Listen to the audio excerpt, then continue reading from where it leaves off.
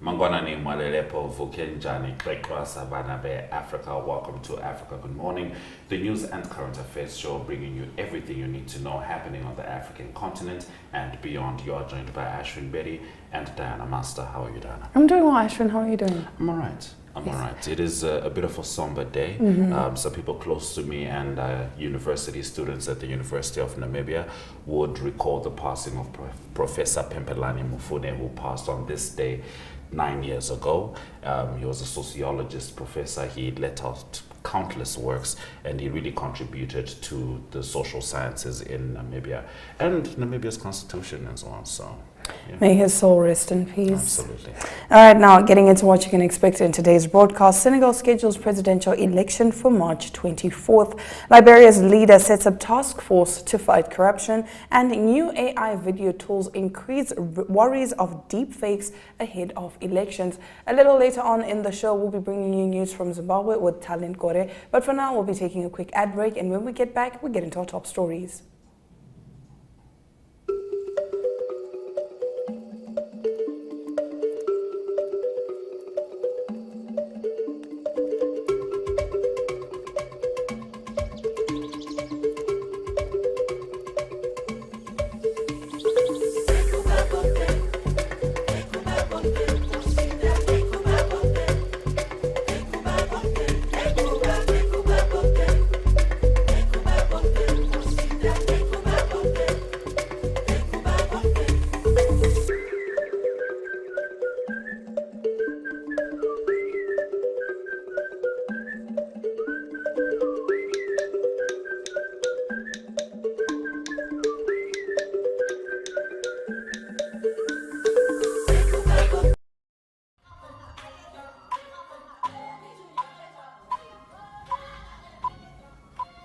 Getting into our top stories, an update on Senegal and their crisis. Senegalese President Macky Sall has scheduled a delayed presidential election for the 24th of March. The government said on Wednesday, yesterday, after a top court ruled that a proposal to hold the vote after his mandate expires on April 2 was unconstitutional.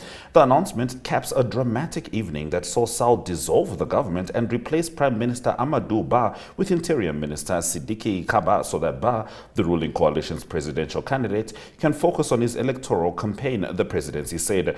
Earlier, the Constitutional Council ruled that a proposal from a National Dialogue Commission for the vote to be held on the 2nd of June was not in line with the Constitution. The President of the Republic informed the Council of Ministers that the date of the presidential election had been set for Sunday, 24 March. The Council of Ministers said soon after in a statement. The decision is the latest twist in a month-old electoral crisis that has sparked violent unrest and warnings from Senegal's international allies that its reputation as one of coup-hit West Africa's most stable democracies is under threat. Now, from Senegalese president to Liberia's President Joseph Boakai, who has set up a task force to crack down on corruption and to recover stolen state assets. Mr. Boakai ordered it to identify and prosecute any senior officials involved. Current and past government officials are to be investigated. His executive order said assets wrongfully acquired at the expense of the government and people of Liberia should be returned. It was imperative to curtail this alarming menace that has engulfed our country, the president said. People who purchase government assets illegally would also be forced to return them. Individuals who live outside of Liberia and are suspected of siphoning off public assets could face extradition. Funding has been allocated to the task force, which will begin work immediately. On the campaign last year, Mr. Boakai promised to tackle corruption. He went on to win the election, beating former President George Weah in a runoff with just over 20,000 votes. Mr. Weah's presidency, was plagued with accusations of corruption and faced criticism for the excesses of senior officials. Now, fighting between rival generals in Sudan over the past 11 months risks creating the world's largest hunger crisis. And this is according to the United Nations World Food Programme yesterday. WFP Executive Director Cindy McCain said the war between the country's military and a paramilitary group known as the Rapid Support Forces has shattered the lives of millions across the nation. Both the RSF and the army have been accused of indiscriminately shelling residential areas, targeting civilians, and obstructing and commandeering essential aid. Tens of thousands of people have died in the fighting, which has crippled the country's economy and destroyed infrastructure. It has also seen more than 8 million people uprooted, adding to some 2 million who had already been forced from their homes before the conflict, creating the world's largest displacement crisis. Meanwhile, an increasing number of people are fleeing Sudan into neighboring South Sudan and Chad, and the humanitarian response is at a breaking point. South Africa has asked the International Court of Justice, ICJ, to order additional emergency measures against Israel, which it says is breaching the measures already in place, the UN's top court said on Wednesday. In its application, South Africa warned that Palestinians in Gaza were facing starvation and asked the court to order that all parties cease hostilities and release all hostages and detainees. In a statement issued Wednesday, the South African presidency warned that the people of Gaza cannot wait.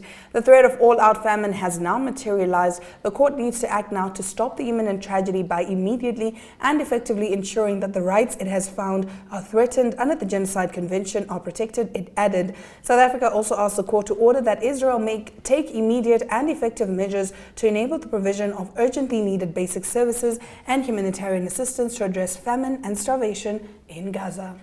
Now, the photorealistic video that OpenAI released to unveil its new text-to-video tool, Sora, has many people worried that artificial intelligence could be exploited by those with darker imaginations. Malicious people or organizations could use the latest AI services to create highly realistic deepfakes, confusing or misleading voters during an election, or simply causing chaos by seeding divisive rumors.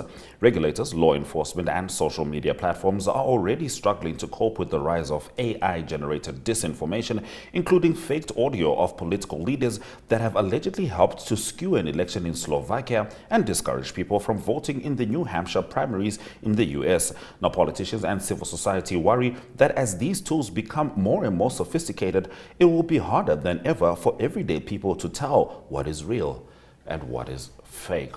18 elections in Africa, one can only imagine what happens if someone were to make use of those tools on the continent. However, we do have more news coming to you, and this time stemming from Zimbabwe, as we cut to a short break to return with Talent Gore. Hello, Namapia. Ons is by die kus en ons is lus. Terwyl by die Easter shot. Okay. Okay, so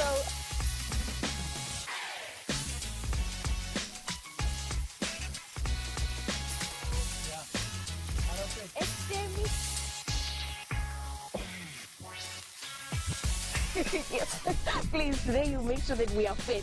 Sorry, exactly.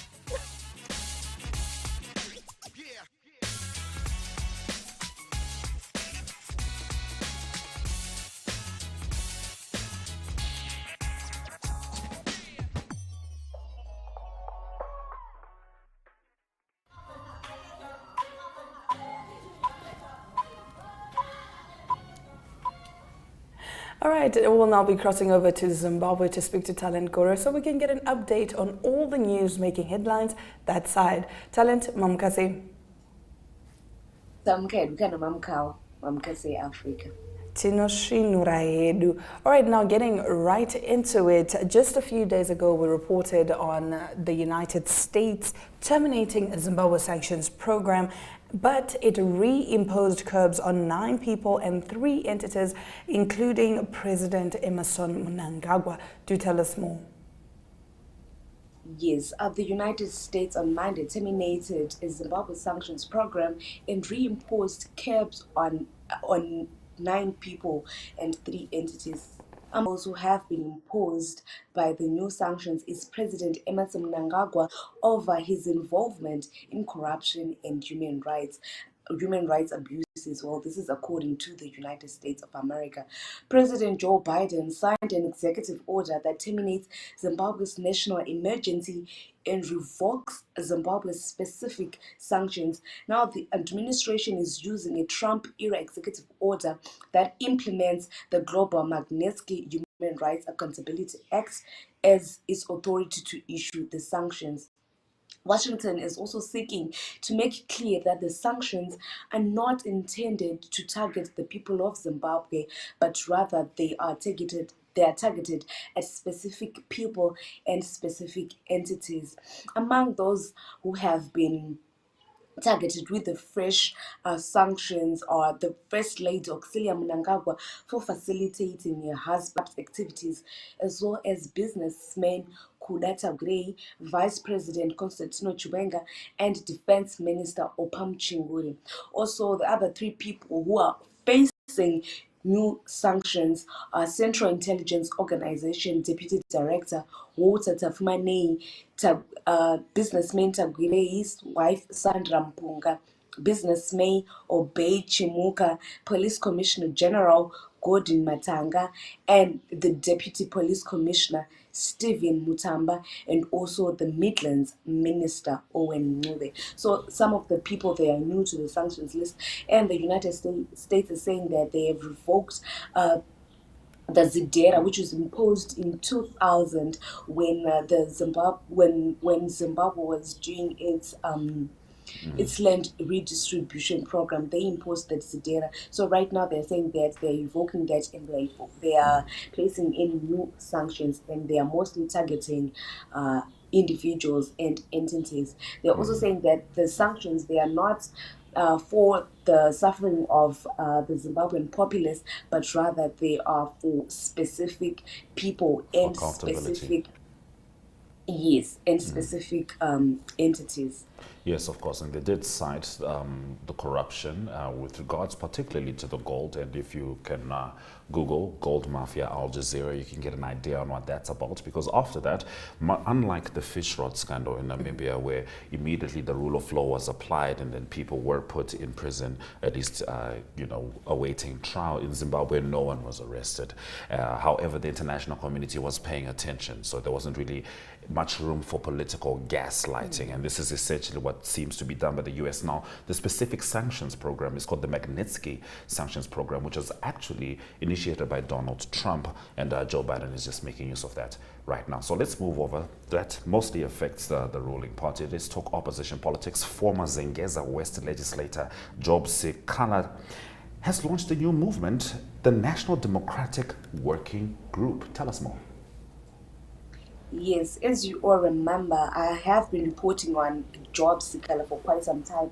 He was imprisoned for more than 500 days in jail and without a trial. So apparently the former Zengeza West legislator, who was the Citizens for Change opposition politician, has launched a new movement which is called the National Democratic Working Group, which he hopes will free masses from political chains.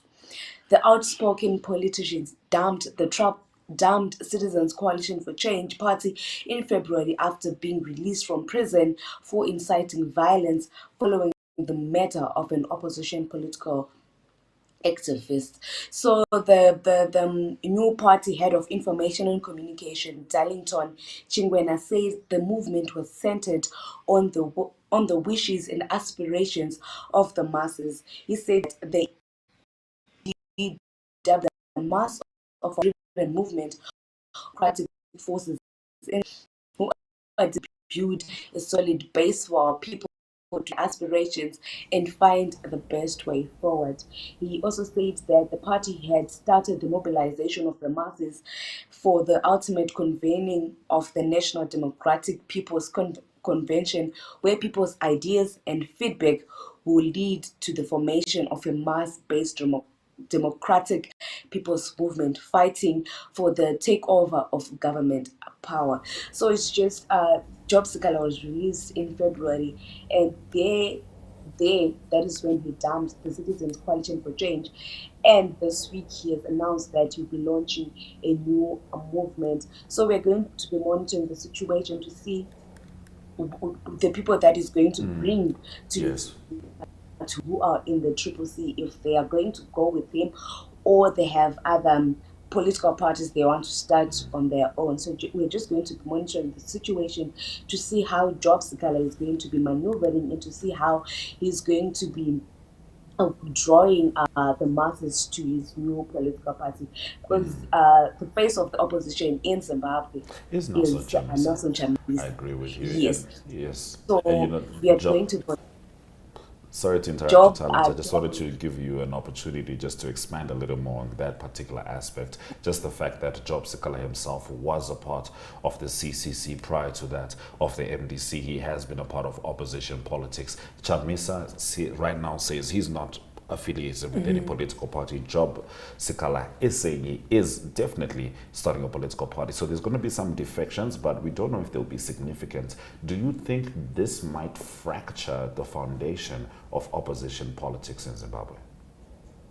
Well, this is not the first time that Job Sikala has tried to or has formed his own party. Once did it in the early 2000s, but people, because he was in the main party, he thought people were going to go with him to his new party, but that was not the case. He only had a few people, and he had to go back to the main opposition party. So right now, I think he feels that he has the masses, he has the people, he has the muscle to form his own political party, and people are going to follow him because apparently he was in jail for more than 500 days, and people were marching, were going to see him, they were with him in solidarity. So I think with that, he thinks that he can and he will be able to launch a massive political party. But I don't think so, because Nelson Chamisa at the moment in Zimbabwe is the face of opposition politics, and everyone wants to be associated with Nelson Chamisa. Where he goes is where people want to go. So right now it's a bit tricky for Job Sikala, but we're just going to be monitoring the situation. But with the way that things are, people are most likely to go with Nelson Chamisa than they'll go with Job Sikala. Even right now on social media, you see that the sympathy that people had for Job Sikala when he was in prison is now different since he announced that he was leaving Triple C and is forming his own party. People are starting to deflect, people are starting to bash him and to just leave him, and they are following Nelson Chamisa. So we're just going to be monitoring how the people are going to respond on the actual ground. All right, so thank you so much, Talent, for bringing us the latest news on the ground from Zimbabwe. We'll now be taking a look at the weather predictions just before we get into economic news.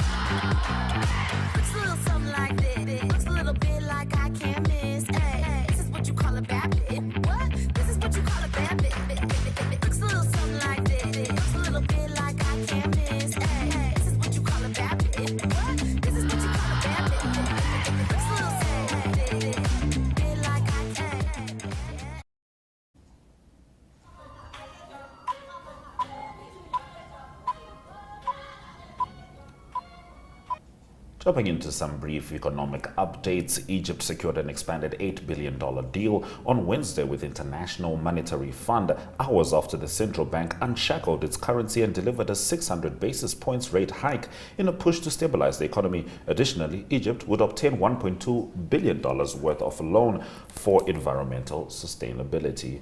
as well as bringing its total from the IMF to more than $9 billion, the government said. This was towards the lower end of what some analysts expected. The currency weakened beyond 50 Egyptian points to the dollar, far beyond previous records from about 30.85 pounds, a level Egypt has for months tried to defend. It closed at 49.4 to the dollar. A more flexible exchange rate is seen as crucial for restoring investor confidence and is a key demand of the IMF.